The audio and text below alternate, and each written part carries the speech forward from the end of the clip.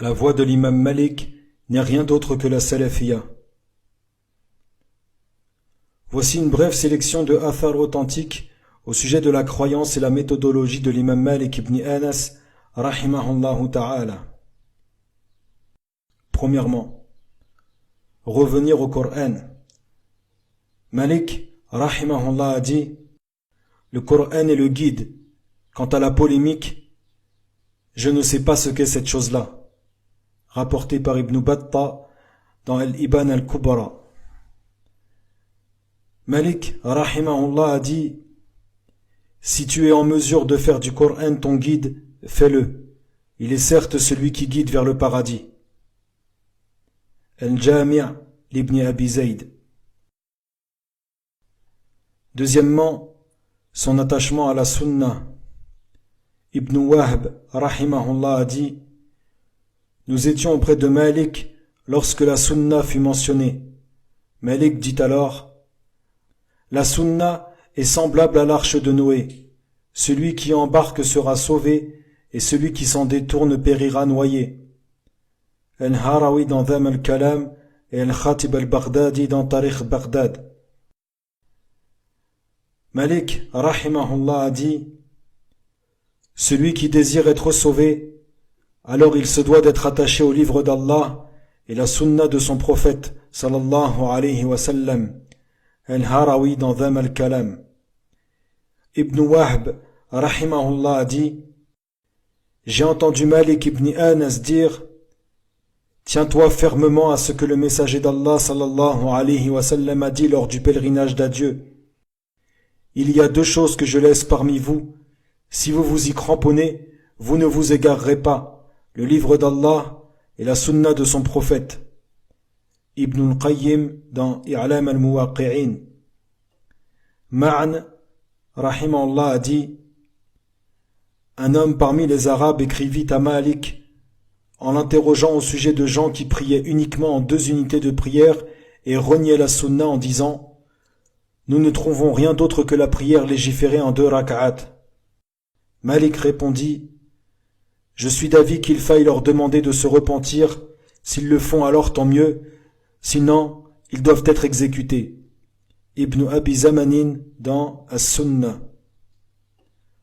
Troisièmement, la religion est ce sur quoi étaient les pieux prédécesseurs, et le fait de ne pas aller au-delà de ce sur quoi ils étaient. Ibn Ishaq al-Fazari, rahimahullah, a dit: Malik était un argument. Il suivait scrupuleusement le hadith et le athar. Tartib al-Madarik d'Al-Qadi Iyad. On interrogea Malik, rahimahullah, au sujet d'un homme qui dit: je suis un croyant auprès d'Allah. Le questionneur dit à Malik: Ya Aba Abdillah, je n'ai pas réprouvé sa parole. Il observa le silence un moment, puis dit: je n'ai pas entendu ce genre de propos chez les salafs. Al-Khatib al-Baghdadi dans Tarikh Baghdad. Ashhab, rahimahullah, a dit: j'ai entendu Malik ibn Anas dire: prenez garde aux innovations. On lui dit: qu'est-ce que l'innovation?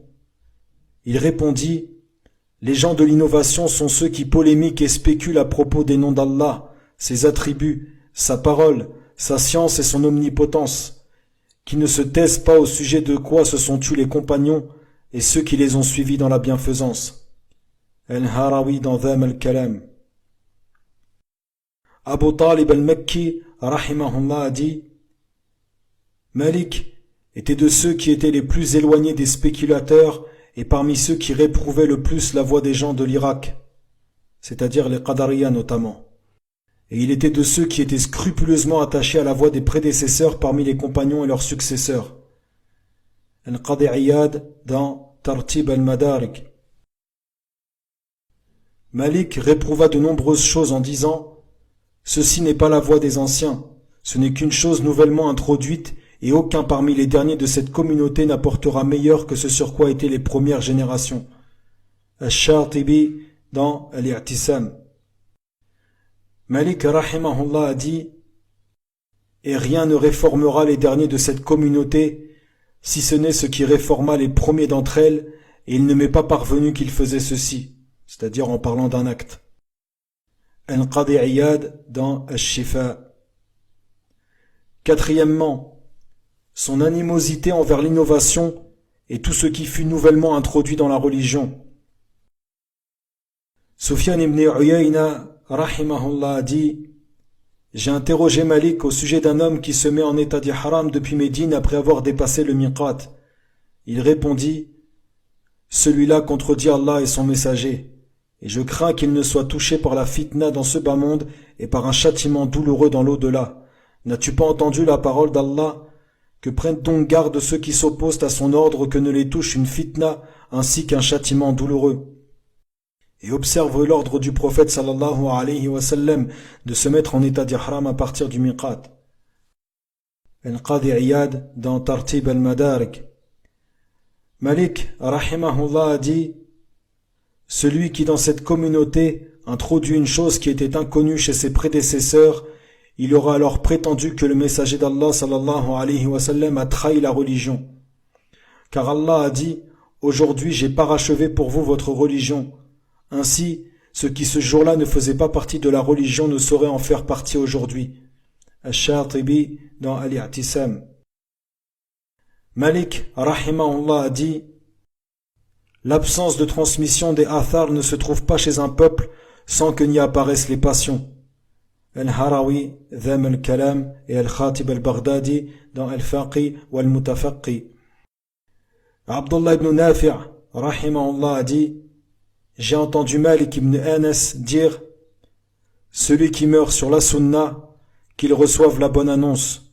Celui qui meurt sur la sunna, qu'il reçoive la bonne annonce. Celui qui meurt sur la sunna, qu'il reçoive la bonne annonce. Al-Harawi dans Dham al-Kalam.